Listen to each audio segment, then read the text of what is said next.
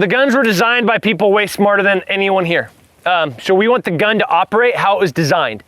If you are interrupting how that gun is working, you will induce a malfunction.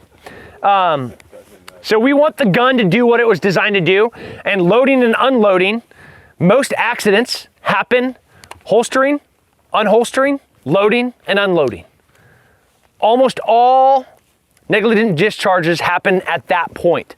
So we need to be very deliberate about how we load and unload and how we holster and unholster. So I'm gonna show you how you're gonna load and unload every time that you're on this range. All right, we're gonna load the exact same way. We're gonna lock the bolt to the rear, making sure the weapon is pointed in a safe direction, and we're gonna do a 3-point check. We're gonna look inside the chamber. We're gonna visually inspect. That is a super dirty gun.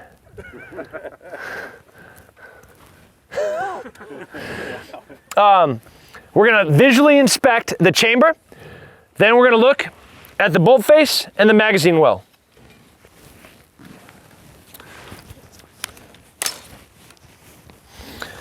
Loading, make sure it's empty. Remove the source of feed. Lock the bolt to the rear, 3-point check. Chamber, bolt face, magazine well.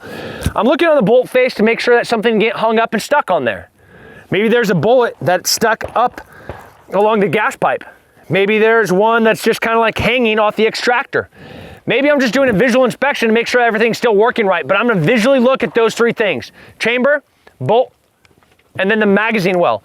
I look in the magazine well, not that there might be one hanging there, but there might be, but I'm also looking to make sure that there's no magazine in there.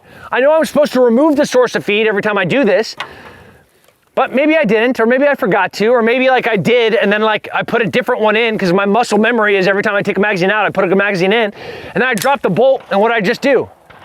I just dropped around in the chamber. So we remove the source of feed, do a 3-point check, and we look at the magazine well, make sure it's totally clear. Weapon is unloaded, make sure the weapon's on safe. Weapon is unloaded and cleared. Loading, the exact same thing. Make sure I remove the source of feed, lock the bolt to the rear, do a 3-point check, chamber, bolt face, magazine well.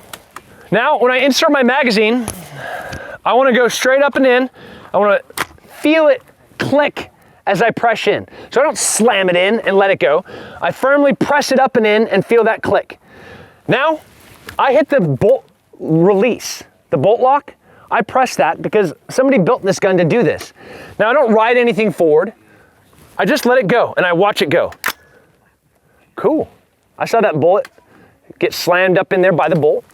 Now if you want to do a press check and your weapon's clean, you can do that. A press check looks like this. I take a little peek, let it go, tap it forward. The dirtier a gun gets, I don't know, the less recommended a press check is.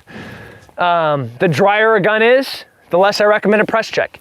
There's times to do them and there's times to not do them. I run a dirty, greasy gun. So like, that's just how I like it. So like when I load a gun, I watch that bullet go up and in, I'm ready to go.